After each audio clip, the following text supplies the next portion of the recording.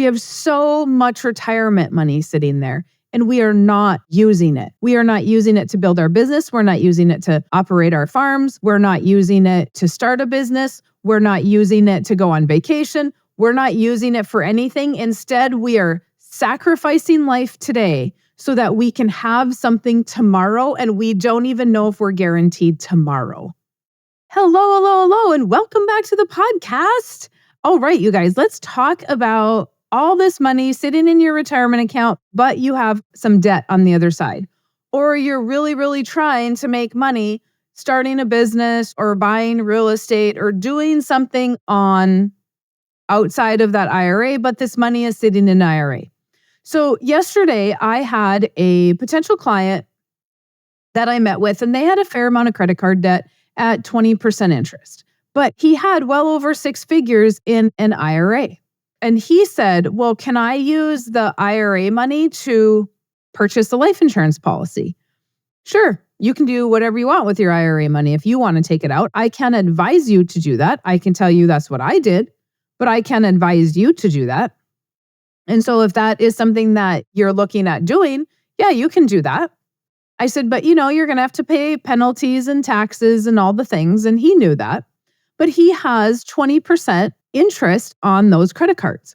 And so there's a few things that he could do with the credit cards. He could move them to 0%, but the balance on those cards was enough that he's not going to get it paid off before the 0% is over. And so he said that he had gone to his accountant last year and he asked his accountant, well, do you think that I should, would it be a good idea to take this IRA money and pay off this credit card debt? And his accountant said, no, that's not a good idea. That's your retirement. And so I don't believe in that. I do not agree with that accountant. And here is the reason why. And here is a mind shift that we need to make with our retirement money. And that is the fact that we have IRAs, 401ks we can't do anything with, right? I mean, you could borrow against them, but you can't take any of the money out. And so if we have credit card debt, even with an IRA or 401k, if you borrow against the money, it's not going to be 20%. They do garnish your wages. And there's a bunch of other stuff with those. But let's say that you have a bunch of money in savings. And I see this a lot, you guys. We have a bunch of money in savings. We have money we've inherited. We have money from an old 401k, whatever. We have these in these segregated accounts. And then we have a whole bunch of debt on a credit card, or we have a really high interest personal loan, or we have a really high interest loan of some kind. And we do not use the money in our IRAs or our savings account or our brokerage account or whatever it is. We do not use that money because that is our retirement money. And I talk about this in my book, Segregating Money. We segregate it and say, oh, we can only use it for that. However, it is one pool of money, right? If you read Nelson Nash's book, he talks about the fact that money must flow. And there's only one pool of money in the world. There's only one pool of money in your finances. It does not matter what side of the pool they're on, right? Some might be on the kiddie side, some might be on the deep end side, whatever. It's all one pool. You can move them around and you still have the same amount of money. And so if we are going to use our retirement account, accountants, financial advisors, all these people will say, don't do that. Because why? Your gurus will say, don't do that. Because if I take money out of my retirement account and I pay off a credit card debt, that retirement money is gone. The way they want you to do that, that retirement money is gone. If they said, why don't you take money out of that IRA, pay off the credit card, and then pay yourself back at 20%, would you still have your IRA money? Yeah. Let's just keep it in the IRA. Let's just say we took $20,000 out of an IRA to pay off some debt. Let's just make a credit card debt.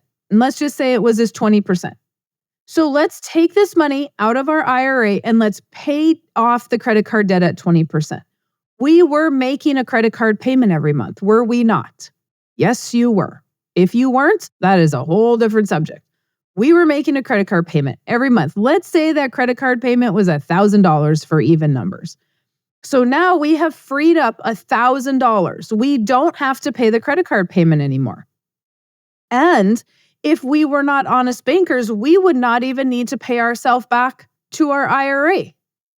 And that is what the accountants, the financial advisors, all the gurus are banking on, is that you are never going to pay yourself back.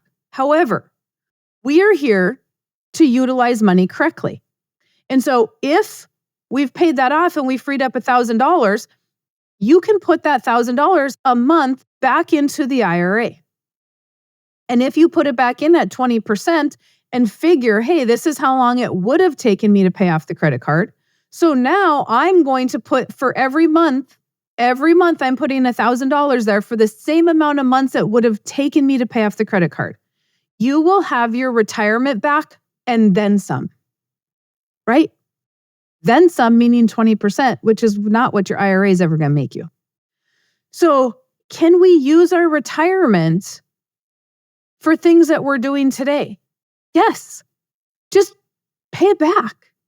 Now, would I advise an IRA? No, y'all know I don't like IRAs because it's in the market and it's up and it's down and there's no guarantees and all that good stuff. You have interrupted compound interest, not uninterrupted compound interest. So if you're going to use, then this client said, hey, I just want to use my IRA to pay that off. I'm going to pay that off. And then we can make payments back to a what? Life insurance policy. Instead of that payment going back into an IRA where he does not like it anyway, now he's going to use that money to pay premium on a life insurance policy. Whatever amount he wants to. If he wants to give himself a little leeway, he can do that, whatever that looks like. And he also asked, Mary Jo, can I use that IRA money to start a life insurance policy? Yeah, you sure can. You can do whatever you want. I can't advise you to do that, but if that's what you want to do, you can. That's what I did. And so if he uses some of his IRA money to start a policy, fantastic. Then what's he going to do with the rest of his IRA money? Because he's got well over 6 figures in there, right? So I said, well, you can use it to pay future premiums every year. You can use it as a backup account. What if I don't have enough income coming in to pay my premium? Well, now I can go to my IRA and I can grab that if you need it, if you want to use it as a backup account. That is what I have a lot of clients that do that. They're like, I'm okay using some of it to start the policy, but I don't want to bank on using that every single year. I would like to have that as a backup account. And then I have other people who say, drain that sucker as fast as we can because I don't want any money there. Whatever, it's your money. You get to do whatever you want with it. If you want to keep it there, keep it there. I'm not going to judge you for it. Financial advisors might judge you for taking it out, but I'm not going to judge you for leaving it in. It is 100% your money. You get to decide. However, we are paying. Here's the moral of this story.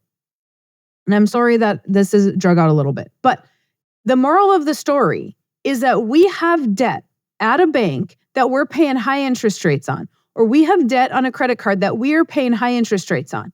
But we have a whole pool of money sitting over here, not earning us that much, and we're not using it. We can use this. If we pay it back, we still have retirement.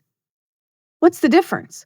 And this is another thing that this particular client, I've had a couple of them this week.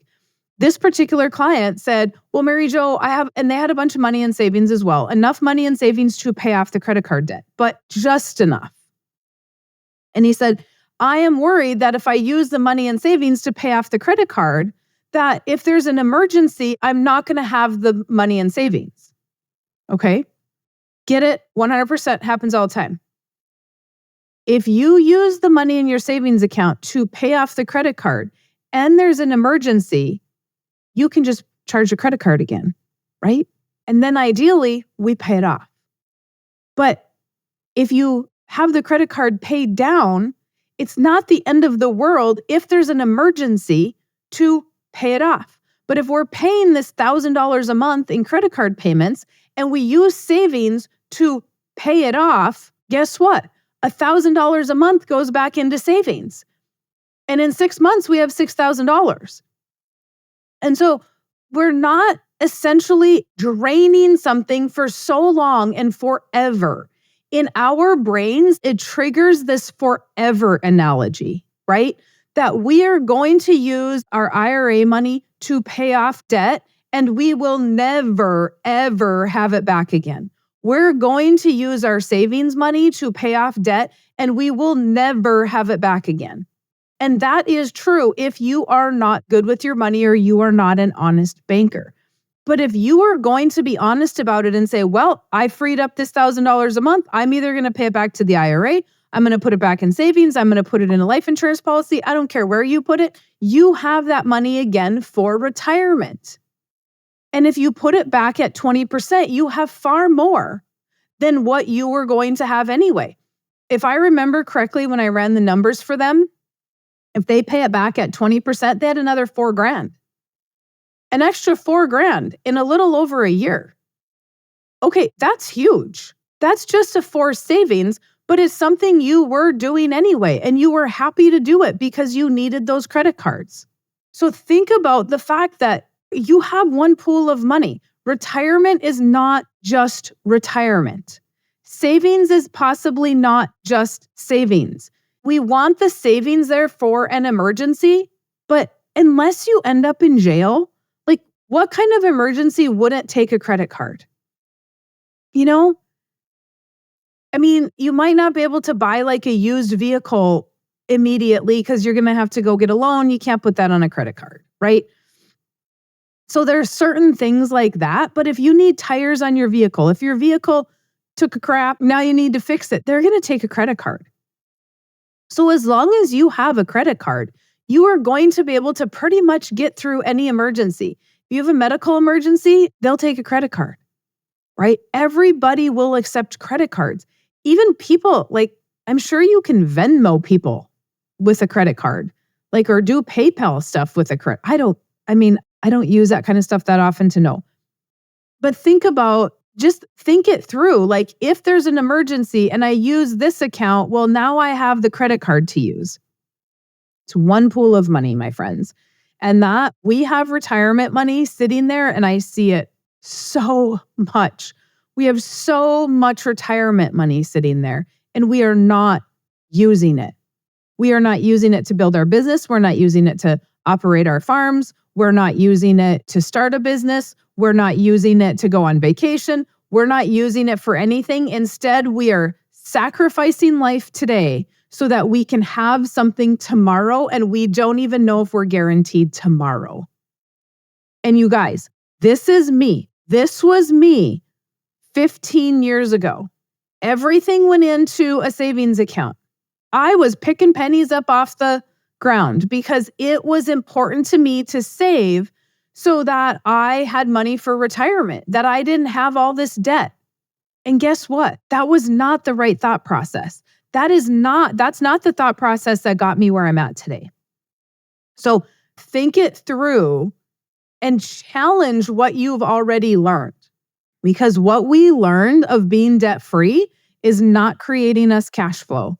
We are paying high interest rates on credit card debt or other things that do not have to be there because we have money in a savings account that is paying us nothing. Does not make sense. Does not make sense to me. Pay yourself back. You can be your own banker at that point, and you don't even have a life insurance policy yet. Okay, if you have comments, questions, concerns, email me, maryjo@withoutthebank.com. I am happy to answer. If you have not gotten the book, not made an appointment yet, grab the Life Without the Bank book, Nelson's book, and then make your appointment, and we can go over everything you got going on. All right, you have a fantastic rest of your day.